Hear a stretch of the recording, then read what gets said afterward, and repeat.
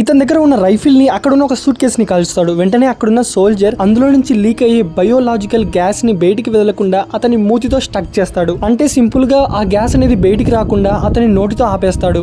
ఈ లోపలనే అక్కడున్న టెర్రరిస్ట్ ని అక్కడున్న సోల్జర్స్ చంపేసి ఉంటారు. నిజానికి ఆ సూట్ కేసులో ఉన్న గ్యాస్ అనేది ఎంత పవర్ఫుల్ అంటే కేవలం కొన్ని milli seconds of glass bast అనేది అందులో నుంచి బయటికి వస్తే దాని ఇంపాక్ట్ అనేది విత్ ఇన్ 24 hours లో ప్రతి ఒక్కరికి అయితే చేరుతుంది. ఇంకా వాళ్ళు విత్ ఇన్ 2 to 3 hours లోనే చనిపోయే ప్రమాదం ఉంది. ఇది గమనించిన అతని ప్రాణం పోయినా సరే లెక్క చేయనని చెప్పి ఆ బయోగ్యాస్ మొత్తాన్ని అతను లోపలికి పీల్చుకుంటుంటాడు. అండ్ ఆ తర్వాత మెడికల్ టీం వచ్చి డైరెక్ట్ గా అతని ల్యాబ్ లోకి తీసుకువెళ్తుంది. ఆ తర్వాత ఆ సూట్ కేస్ ని అన్లాక్ చేస్తారు. అక్కడ చూస్తే ఎటువంటి గ్యాస్ అయితే ఉండదు. ఇంకా ఆ గ్యాస్ మొత్తం అతని బాడీ లోపలికి ఇప్పుడు వెళ్ళిపోయి ఉంటుంది. ఒకసారి ఇలా ఊహించుకోండి, ఆ దేశంలో ఉన్న ప్రజలందరినీ చంపడానికి తయారు చేసిన గ్యాస్ అనేది కేవలం ఒక్కరు పీలిస్తే ఎలాగుంటుందో ఆ ఇంపాక్ట్ అనేది.